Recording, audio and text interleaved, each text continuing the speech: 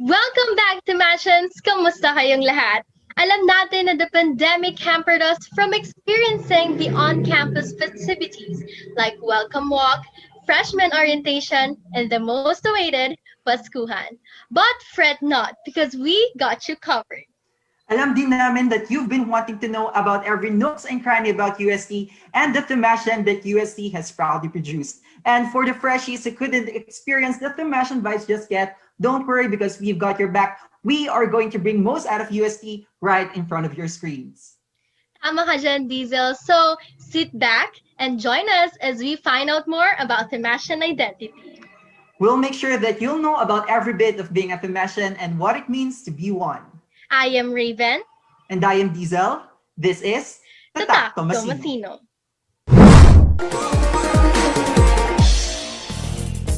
We're officially back. Even though this is not our usual setup, I am still very glad that we are able to do the show kahit na virtual siya. I Diba, agree with Raven? you on that, Diesel. Ang dami talagang nagbago because of the pandemic.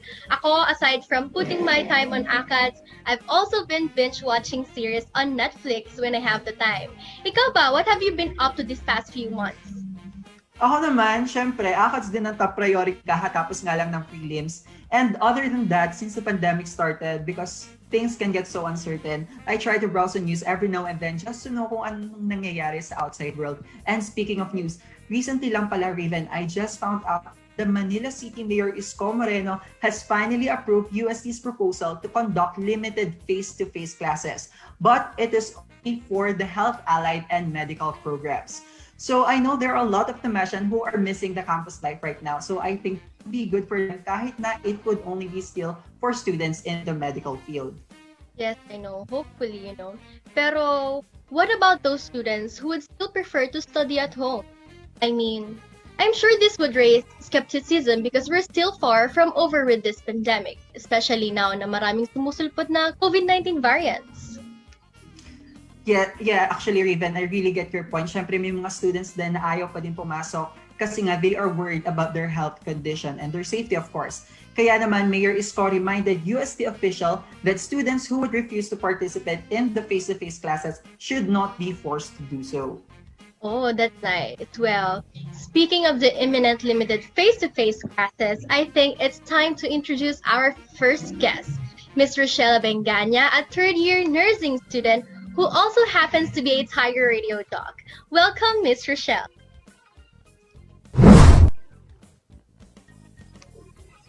Hi, I'm Rocky of Tiger Radio, also known as Student Nurse Rochelle from the College of Nursing. I am currently a third-year student and I am here as your guest today. Sa TMN naman, Tiger Media Network, I think every memory is a fun memory talaga, especially sa mga general orientation that I get to see a lot of people. I mean, I'm not a talkative person talaga. Masaya na kapag may gatherings, but I like observing them, and when I see that they have fun, I also have fun as well. There's also a particular co-jock that I really hang out with, mas lalo na nung face-to-face classes, and her name was Ali of Tiger Radio. Hello. And we used to go to ramen places together every after airing. So it's a fond memory of mine that I cherish. Dati, yung face-to-face dati, I don't find it hard, pero may mga times na hindi talaga kaya ng schedule ko. It's a good thing that I have a co-jock with me para sumalo, pero minsan, nagkakataon talaga na wala kami pareho ng co-jock ko. So, anong nangyayari, parang nawawala yung program, either mag-play na lang sila ng ibang songs. For this online setting, at first, I actually had a hard time dahil sa internet connectivity issues. Ang nangyayari, sometimes I take my internet source tapos sinasabit ko pa siya sa bintana sa labas para lang makakuha ng good reception. But now, I guess I have adjusted. I know where to place my internet source para makakuha ng malakas na reception. UST Tiger Radio has been my rest. I mean, like, even in face-to-face classes, pagdating ko sa Tiger Radio booth, it became such a breather to me. Tapos doon ako nagpapahinga. And doon na din ako nakakapagkwentuhan sa mga co-jock ko and sa mga listeners.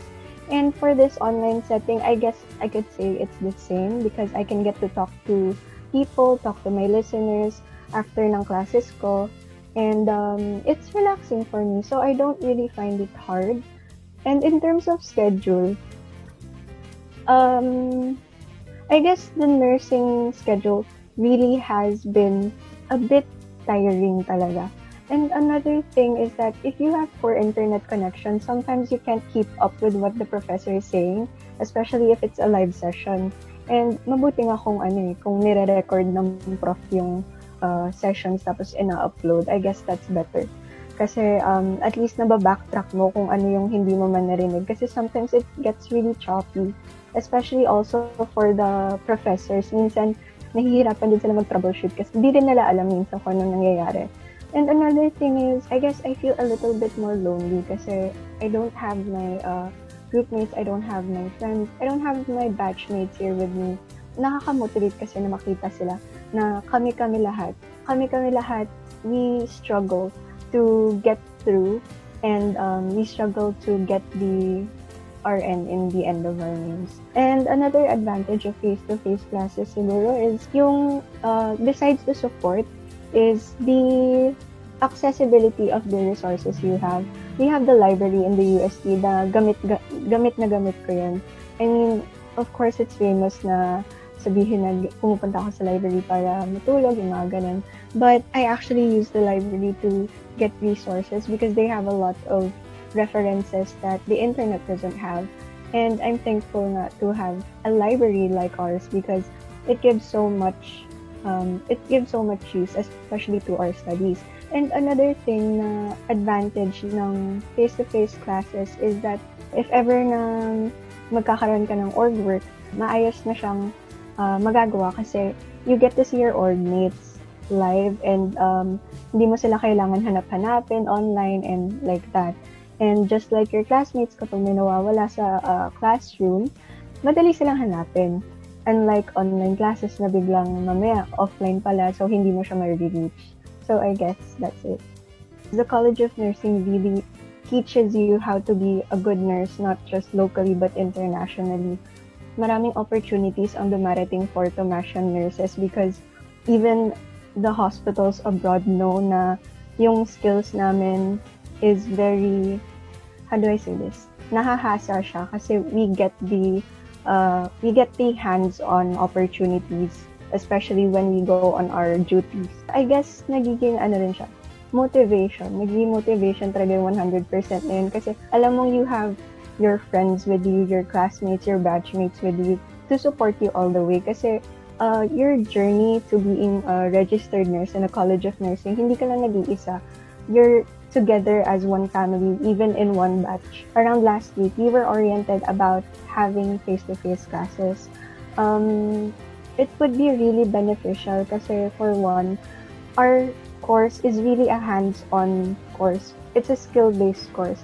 And if we don't practice these skills enough, we might get rusty and it might affect the patient care, the care that the patient will receive for the future. And that's why, nung una pa lang talaga, I was pushing for, or I was for face-to-face classes. However, I knew the risk. I think that with good resources and with adequate resources, we can resume face-to-face classes. And another thing is that finally, we would get to go to our duties na hindi namin napuntahan, especially nung second year. Because last year, our duties were cut. Personally, on my case, we were on a community health nursing duty and we were situated around in Manila. But when the pandemic started, napigil na yon and we didn't have the chance to go out anymore and the continuity of our care to the community was halted. So, maganda na talaga na mag face-to-face kasi parang practice na din yung skills namin. And as said by our dean then, it's a good practice kasi eventually we will handle cases like this. So why not start now na kailangan na namin mag-practice? What motivates me is that the knowledge na magiging RN din ako. Kasi it's my goal in the first place. And I know that I'll get to see my friends once again. And I also know that they're cheering for me in the background as much as I'm cheering for them din. So, ayun, yun yung nagiging motivation ko. And also my family.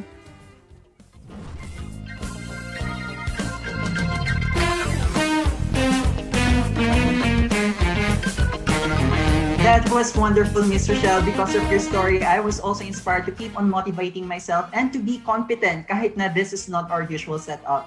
Ganito ang Tatak Tomasino. With that, I'm really grateful for sharing your time and your experiences with us. Grabe, Raven, it's only getting started but so far so good.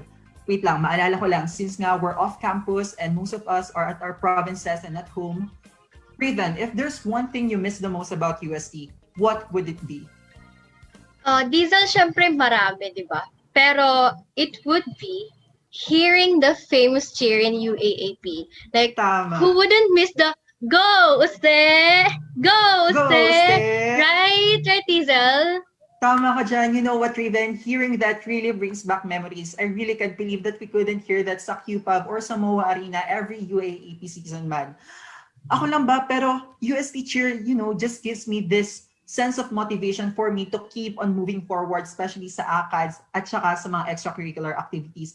Kasi you know what, the UST cheer gives me, you know, that such pride that it makes me want to keep on pushing forward. Hindi ba, Raven? Yes, you are not alone on that, Dizelle. Kasi kahit ako rin, and for sure, a lot of our fellow Themasians also feel the same way. But for now, I'm sure that our next guest will fill us with another wave of inspiration and will motivate us with her experiences. Exactly, Raven. So without further ado, let's meet Miss Jaimee Baquiran, the College of Rehabilitation Sciences Student Council President and a second-year Speech Language Pathology student. Welcome to Tatak Tomasino, Miss Jaimee Baquiran.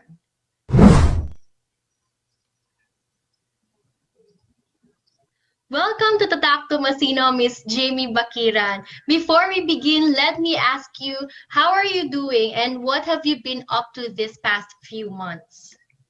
Well, thank you, Raven. No, well, for the past few months, siguro it has been an adjusting period talaga given our situation right now.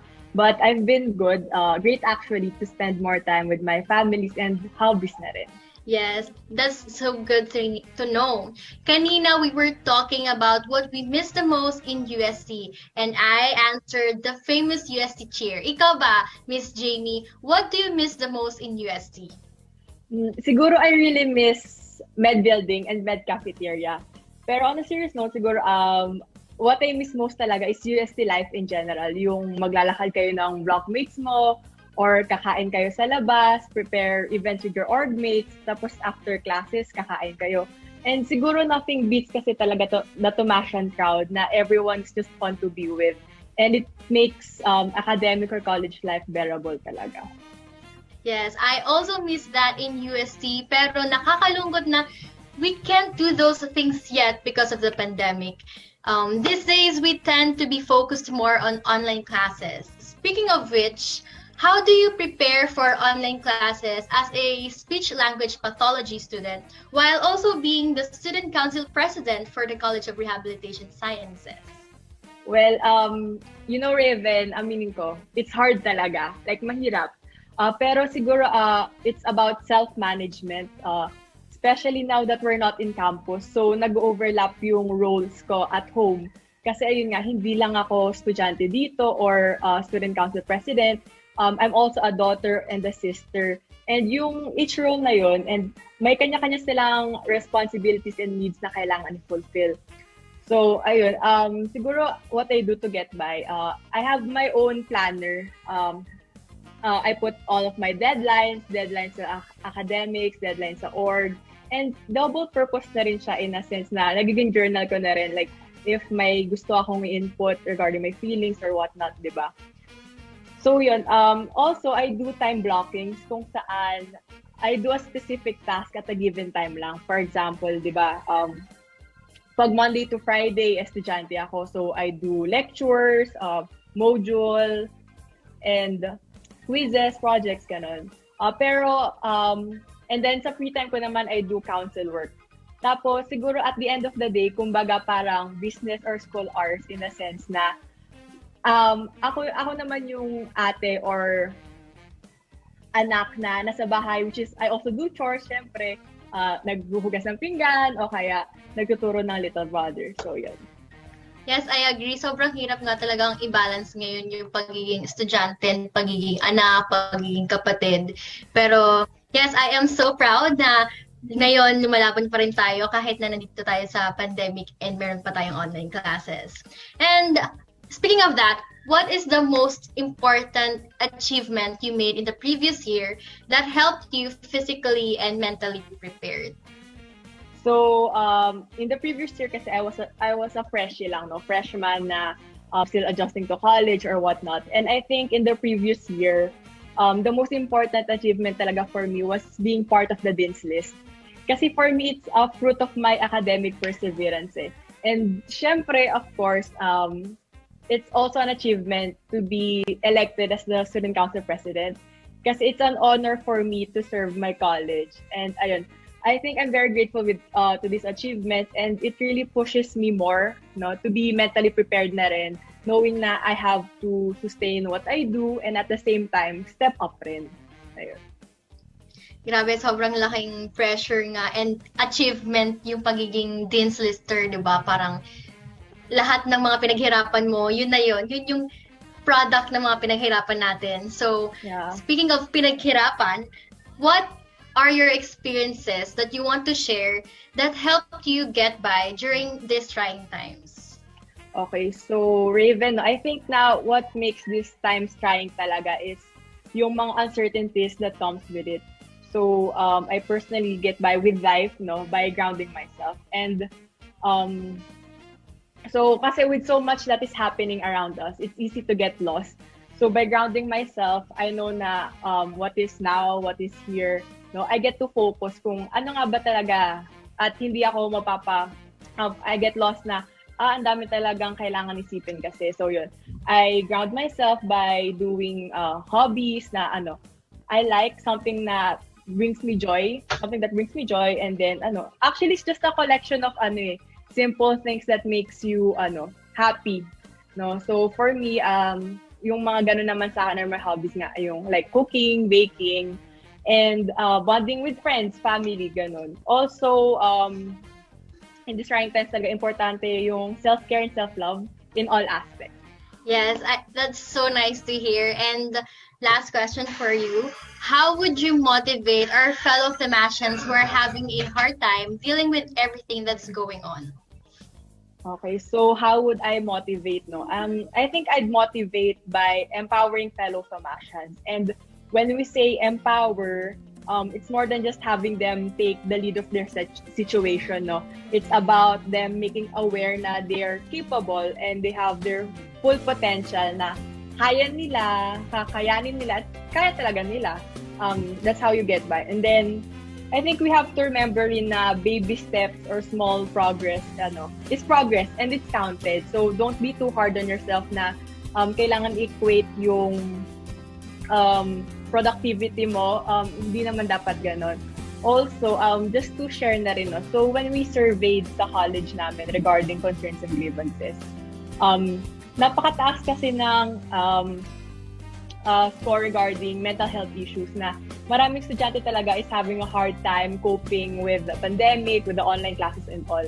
So kahit aware naman yung mga estudyante regarding that na, ayun nga, we're having mental health issues like yung mga eating habits, sleeping habits affected, ganon. Na, there is a low health-seeking behavior. And I think we should break this barrier or stigma na when you ask for help, you're weak or incapable. Kasi it's not. No? So, in times like this, dapat we should be able to ask for help and then, take care of each other na rin. Yeah. I agree. And most especially, kailangan talaga nating mag-rest. We should learn how to rest and to listen to our body, especially kapag alam nating pagod na tayo. Kailangan pakinggan natin yung mga sarili natin and magpahinga rin tayong lahat. Yeah, actually importante rin talaga yung mga small breaks. Yeah, napaka-importante yon in the long run.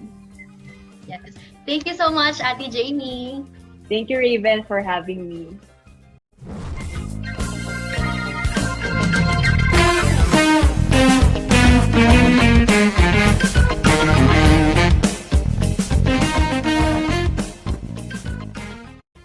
Thank you for joining us in today's episode, Miss Jaimee Baquiran. I'm sure I'm not the only one you managed to inspire with your stories. So thank you so much for inspiring us to be committed to our roles in school and at home. Alam mo, Raven, the Tomasian values are really springing from our guest right now. But we still have another guest who will bring out the compassion in us Tomasians. Yes, it amazes me how being compassionate can help you and other people around you. Like, it's giving light when everything seems so dark. Right, Dizelle? Yes, tama ka dyan, Raven. So, let's meet our guest who will give us light in these trying times. Here we have Ms. Ezra Briones, a freshman in medical school and a church leader who is currently abroad. Welcome to Tatak Tomasino, Ms. Ezra Briones.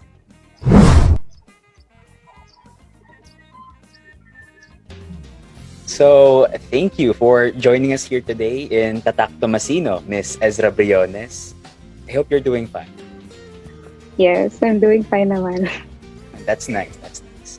And so, everything, and I mean everything, has been difficult since the pandemic started. And, especially now, since we have our online classes, which require most of our time focused on the screen. And I admit that it's very difficult to find ways to cope up. And so, in line with this, as a medical student taking online classes, how did you see God's love and mercy in your life during the pandemic? Siguro for me, in general, I saw it through God's grace.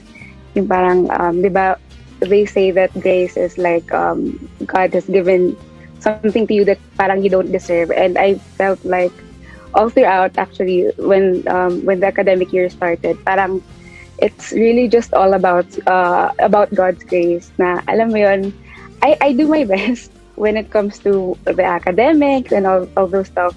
But alam mo yun, parang syempre, I'm still lacking. But alam mo yun, at the end of the day, I can still see God's grace whenever I pass the quizzes, the exams, or even when I just go through a week na okay ako. I just can say na God's grace lang talaga yon. So maybe that's how I can see it. And maybe siguro one of the things na din is being with my family. Kasi I'm here in Saudi ngayon and yun, parang ang hirap na yung time magkaiba. Pero yun, they've been helping me with that emotionally and mentally. So yun. It's nice. So, for the second question, how do you keep your faith unfazed? Amidst everything devastating going on in the world? Actually, parang ang big word na unfazed, but siguro parang given na when a person prays or when you try to read you read God's word or get encouraged by God's word. Pero siguro the thing that really helped me in my season ngayon, being a student as online class, it's being surrounded by the people that parang cares about you, my friends and my family. Parang hindi naman sa parang alam mo parang kawawa ka naman kapag pagod ka, pero they're the ones that tell me na okay, you rest, but at the same time laban lang. And that's what I love, being around those kind of people. Parang it doesn't just they don't just encourage me, but at the same time they tell me na your feelings are valid and you have to rest. So that's very important, especially right now. And, sometimes what we need is rested and to be around people. True. And that's what gets us through the situation. Yeah. And so in connection with this, you have mentioned that you are a freshman medical student. Yeah. And so as a freshman medical student in the middle of a pandemic, what have you experienced so far? What are your thoughts about, your experiences? Ang dami siguro yung first. Parang siguro being a first year student tapos med, unlike siguro yung mga current second year ngayon, third years ngayon, I haven't experienced yung online classes last academic year because I took a gap year. So first time talaga yung online class. Actually for everyone naman. But siguro ang funny lang siguro is it's my first time making friends online, and I'm actually shocked that it worked kasi in medicine school we have this because we are in a big section, parang 100 kami in a section. Oh, wow. we're grouped, yeah, That's we're grouped in parang mini sections or subsection, and yun, siguro yun yung one of the experiences that sobrang cherish ko kasi I didn't, parang hindi ko in-expect na I'll be making friends online and parang getting, parang naging coping mate ko din sila when I get to talk with them. So yun isa sa mga bagay na na-experience ko. Friendship din talaga. No? Yes. It's a wonderful thing. And ayun nga, so right now, medical students are having a limited face-to-face classes, right? And so, how would these face-to-face classes help Thomasians prepare for their chosen path in the medical field? What is its importance as a medical, student? Actually, for us, it's very, very important talaga. It's studying something medicine related or being in the medical sciences na course. Parang it's more than just the theories, pero we also need to practice our skills that will eventually, of course, help our patients in the future. Kaya kailangan talaga namin yung face-to-face bilang isang future doctor. So, ayun. Nawa. Yes. Praying for it. And lastly, what can you say about the Thomasians who wouldn't be able to participate in the limited face-to-face classes? Siguro, based on on my personal experience, I also have friends na, kasi ngayon na pag-uusapan na hala, magkaka face-to-face na and all those things. I have some of my friends that are parang hindi pa sold out to go with the face-to-face classes, partly because they have relatives na senior. So kahit na, alam mo yun, kahit na sila, immune sila, if ever sa COVID, yes, very risky kapag umuwi sila sa bahay. So maybe what I can say for those students na medyo parang hindi pa go for face-to-face is, parang don't be scared or don't have that fear of missing out. Alam mo, importante pa rin talaga is your health and the health of your family. And if you feel like you're not ready, you're not fit for face-to-face classes, don't be afraid to miss out on some things, kasi alam ko naman na they will be doing something about it. Kasi sabi nga ng ISCO, hindi naman pinipilit ang mga students ngayon for face-to-face. So, ayun, take all the learnings that you can get even online, and alam mo yun, parang always have that mindset na parang you're not boxed. Yung learning mo, it's not boxed na natututunan mo lang online, pero it's through the character or parang through how you bring yourself lang talaga to study some things na minsan hindi nababanggit sa online classes. So ayun. That's true. And safety pa rin is more important. Yeah. Especially if you're living with people who are more vulnerable and like stuff like that. And yun nga, the internet is a great source still for learning. True, yeah. And that's it. Wow. Thank you, Miss Ezra. Yeah, this is just a quick one. But thank you so much, Miss Ezra Briones. Thank you. Thank you din, Aji. Joining us here in Tatak Tomasino. And ingat ka palagi. Ingat din.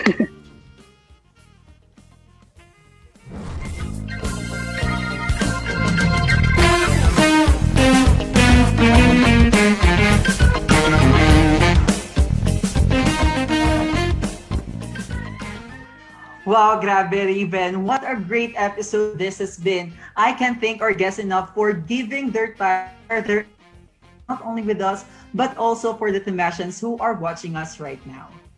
Yes, now we know more about being confident, committed, and compassionate as a Thomasian. Ito ang Tatak Tomasino. So, for the face-to-face classes, which our Thomasian students in the medical and allied health programs we'll soon be going through, always keep safe and healthy. It's really nice to get to host this episode with you, Raven. And speaking of hosting, Thomasians, if you want to be part of EMN's talent pool, now is your chance because the bandwagon is currently looking for a male host in their show. So mga Tomasians, grab the opportunity na. Yes, if you are interested, visit any of Tiger TV's social media accounts for more information. Tomasino, chance mo na to, so go na. You will also have the opportunity to speak with esteemed Thomasians like today. Yes, Raven, grab the opportunity kasi like today, we get to see our doctors and medical practitioners working hard despite these trying times. Because as we all know, Thomasians are committed, compassionate, and competent. The 3 C's that they will always carry with them wherever they go. Yes, you are right, Dizelle. You know what? I can't wait for our next episodes to come so we can continue to open our fellow Thomasians' eyes and hearts about the Thomasian identity. So join us in our next episode as we talk more about the culture of Thomasian because we have more in store for you. Again, I am Raven. And I am Dizelle. This has been Tatak Tatak Tomasino. Tomasino.